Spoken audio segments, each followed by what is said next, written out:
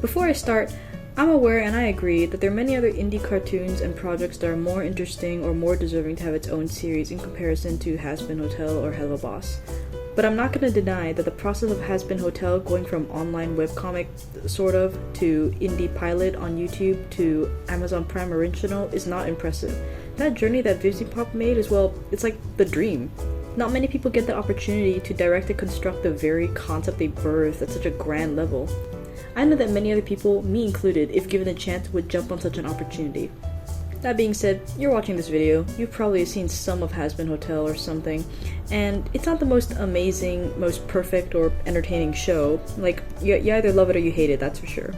I personally think it's a pretty impressive feat of 2D animation and just getting to that point of mainstream media in general, but I wouldn't eagerly recommend it to someone. Like, when someone asks, I just say, watch it if you're really interested or if you have a lot of free time. And I'm saying this as, well, not like a huge fan of the show. I've just been like around during its production and stuff. Like, I was there when Vivzy dropped that clip of Angel Dust offering his services for drug money or something, that video. That's how long I've been watching Hazbin Hotel stuff. So thank you for watching me throw my hat in the ring that is Hazbin Hotel and Hell of a Boss criticism. Let's cut to the chase. One gripe I have for the show that I think many people agree on are the character designs. I'm an animation student, but I'm definitely not an expert in character designs. These are just my opinions on the matter, so take them with a grain of salt. Firstly, I think they suffer from, for a lack of a better term, same face syndrome, in the sense that in spite of being so vibrantly different from each other, they all stem from some common ground in their design. So not necessarily about their face, but rather just something that they all have in common. Like, let's take the prominent male characters from Hazbin. They're all tall, skinny, small waist, wide shoulders for contrast. I mean, that's why that Alistair meme made its rounds on the internet. Like, there's just something so bland about these traits that they all share, and it feels so unfulfilling. And while not all male characters share these traits necessarily, it doesn't amend that issue, especially since we're going to be seeing these characters all the time.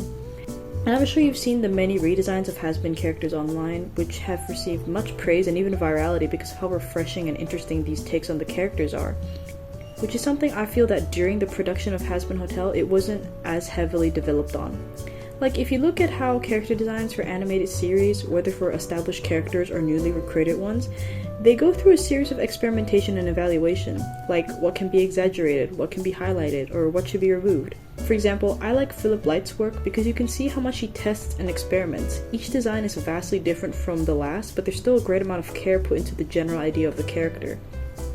In the case of Hazbin Hotel, I acknowledge that there's some redesigns done for the characters, ever since the Zoophobia comic days. You can see what changes were being made for the characters' outfits, hair, etc. But I feel like it's not enough. There wasn't enough pushing of what the designs could be, and the reason why the Hazbin Hotel redesigns you see online work is because they did the pushing that Hazbin Hotel failed to do. You could argue that some of the redesigns are a bit too on the nose and maybe ruin the character by being so obvious, but frankly, Hazbin Hotel needed that push because at the very least it would have made the characters much more interesting to look at. Like, Serpentious is a good example of the push being done on the show. Like, he's supposed to be a bit sneaky, a little snake-like, that's why his literal body is that of a snake. His hair is represented by the frills that some reptiles have. His outfit is also old-timey and representative of the time period he died, which was like the 1800s or something. But let's be real, if all the other characters weren't wearing some kind of suit, blazer, or bow tie, this implication would have been so much more obvious. A character design that I would have loved to see be pushed more is Alistair, because he's one of the main characters of the series. He also has like this mysterious antagonistic aura about him, so you'd hope he'd be more interesting. The only aspect I like about his current design is the inclusion of the radio theme in his character. Like, for example, his eyes turning into radio dials, like the ones you see in actual radios, his smile lighting up when he talks. It all almost makes it like his head is a radio. See, and that's cool, and I like that. But you tell me that he's supposed to be a deer? It's not that it's lacking, but I don't feel like it was pushed in the right direction. I can see the ear tuft things and the horns and the shoe sole detail, and I appreciate that. But why isn't it all appealing? Personally, I think it's because it's just a bit too simple. You're telling me that this monstrous figure that you morph into when you go to hell is just getting an animal ear headband? That's just a little lame. And I'm not saying the redesigns don't include these qualities at all, but they definitely make it more obvious. Because right now Alistair just kind of looks like some red guy but give him more animalistic features or tap into more of the radio or 50s aspect, and he looks much more interesting. Speaking of which, another aspect to look into is the character's life before they died. Alistair's supposed to be like a radio host from the 50s, but he just kind of looks like a 2014 Tumblr sexy man. If you can name me a guy from the 50s who got the Tumblr sexy man build and appeal, good on you, thumbs up for effort, I guess. That's what makes all the redesigns of the characters so much more interesting, because they amplify these qualities and they push an experiment with the apparent history, background before death, animal or object qualities, and of course body types, shape, language, and color. In comparison to Hell of a Boss, I feel like there's less criticism there because most of the main characters we see in Hell of a Boss are Hellborn, which are the natives that live in hell, and they aren't sinners that have been reformed and live in hell like most of the Hazbin Hotel cast. The designs have been pushed in a different way because they're kind of more like a species or race among the Hellborn, so in some sense there are rules for them to follow while they're being designed. Like for example, male imps have thick white stripes on their horns, while female imps have thin white stripes. Succubus and incubus imps are pink or red with wings. Hellhounds are, well, they're literally in real life dog breeds, and the Goetia characters are similarly just bird species from real life. The shark demon imps have like these rings around their eyes, the list goes on. These rules help push what designs there can be for each race of imp, and Hazbin technically doesn't really have these rules, but rather, I guess the best way to phrase it would be influences, like making use of the life before death, animal object features, etc., but they're just not experimented enough during the pre-production. I can understand committing to a design that you've kept for a character since you first drew them, especially if you like them a lot, but sometimes you're just looking at the design with rose-colored glasses, when in reality there could be so much more thought put into it. I hate that every episode of Hazbin has like at least 2 songs. Like I don't know. I don't think I can handle that many musical numbers in the span of 20 to 23 minutes. I think it's just because I feel like some of the songs weren't really necessary, like almost as if they were written and sung and composed just because they could be. Like, the purpose of a song in a show is to navigate some sort of intense emotion in an elaborate, entertaining, and thoughtful way. I think there's like a specific quote or something out there about this when Disney was writing movies like Mulan or Brave or something, but I cannot for the life of me find it. If you know what I'm talking about, put it in the comments, that'll be really goated of you. But the point of the excerpt, if I'm remembering it correctly, is that there are specific moments in a film that deserve a song, and not every emotional outburst or conflict really needs a musical number. Some moments could just be conveyed with words or actions alone.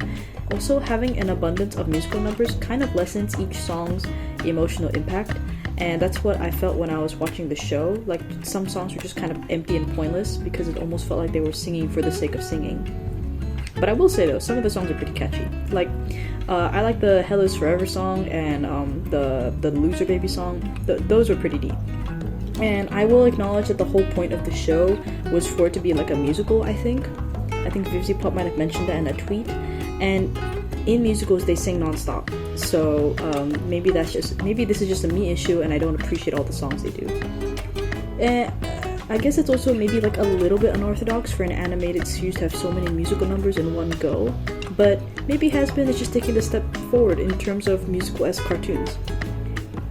Is how I would have ended my argument, but then I realized, if I have so much trouble sitting in my bed watching a Hazbin Hotel episode where they sing and shit and I have to literally pause every 3 minutes to cringe a little, why am I not the same when I watch, say, Steven Universe, where some of the episodes were written to be like a musical? So I pulled up Steven Universe Season 3 Episode 8, If You Know You Know, and a random Hazbin Hotel episode, in this case it was Episode 6, to compare. And to my surprise, I didn't feel the same sense of cringe I felt when I first watched Hazbin Hotel. I actually liked and appreciated the music. Although, to be fair, this episode was kind of like an important turning point, so I feel like the songs in this episode were actually significant to the episode's plot. My theory is that in comparison, Steven Universe had the luxury to space out episodes and events and character interactions, so the musical episode didn't really hit you like a bus of exposition and lore dumping. If you had watched enough episodes beforehand, you could understand the character dynamic and atmosphere to a degree. Hazbin Hotel, however, does not have the luxury of doing that, as they're only limited to 8 episodes. So while I can appreciate that there was thought put into how the show should be paced, at the end of the day, the plot progressed relatively fast. New information and plot points were being handed out pretty quickly, and they couldn't be used to progress some sort of conflict or climax later in the show due to their limited episodes. This is why they used a lot of songs. I guess this was their method of elaborating various information and emotions in a digestible but entertaining enough way. And this theory would also make sense in the case of Hell of a Boss. Although it's an indie project, they technically have the luxury to manage how many episodes they want in a season, and therefore what songs they can or want to include in each episode. I don't know, that's just a theory. Okay. Theory. If you study music or something, and this is kind of like some kind of music science, put it in the comments. That would be really cool of you. Okay, now this is the part of the script where I just dump about stuff relating to the show, but it's not really so big that it deserves its own section. Let's go. I like how Husker Dusk is a more prominent ship now. I don't know if it's always been a really big ship. I wasn't really that deep into the fandom in its early years, but from the average consumer's perspective, it seemed that Radio Dust, the Alistair and Angel Dust ship, was the more favorite one. I'm proud to say that I was a Husker Dusk enjoyer from day one.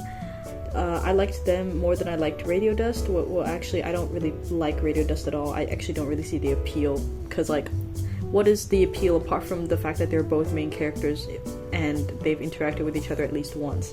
Like, Husker Dusk has, like, flavor and a dynamic, and also, I don't like the ship name because I swear before it was just called Angel Husk, which makes more sense and it kind of reads better. But if we're talking about, like, first half of the ship name being the top and the second half of the ship name being the bottom, like, okay, that would explain why the new ship name is that, but I don't really give a shit because I just like whichever name sounds better in my opinion. Speaking of pacing, I wish that the show could have had at least like 2 extra episodes so the flow of the story could have been more evolved and clear. It just sucks that these days production companies will limit the max number of episodes just to cut costs, when really they should be looking at it as an investment of entertainment. You need to invest to win big, and if you're going to invest in anything, why not it be something entertaining and cool, like an animated film or series?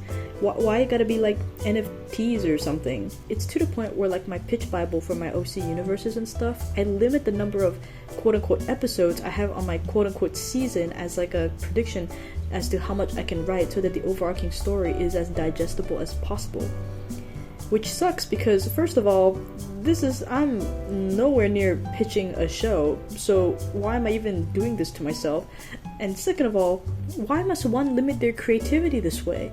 To sacrifice and deduce what is more significant than the other? Must the human spirit really be captured in such an obscured lens? Also, every time Husk speaks, I think of the president from Rick and Morty because Keith David voices them both.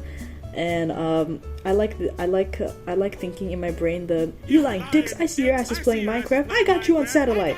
I like imagining Husk saying that. I think it's funny.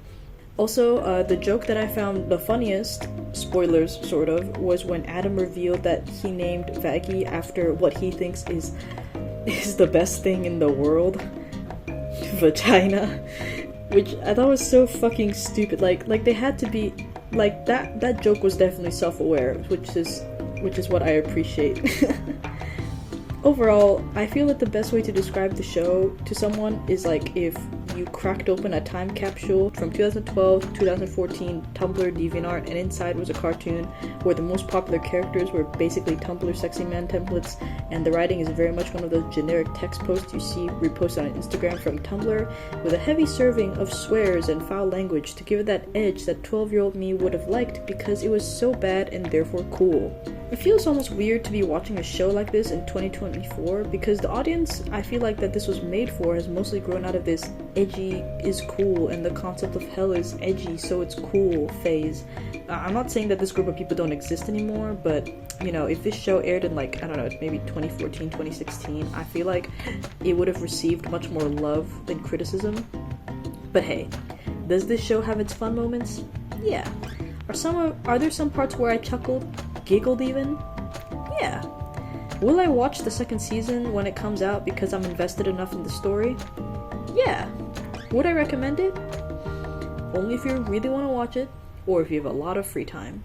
Thank you for watching my review of Hazbin Hotel / Hell of a Boss. Well, it's not really Hell of a Boss. I kind of mostly just talked about Hazbin.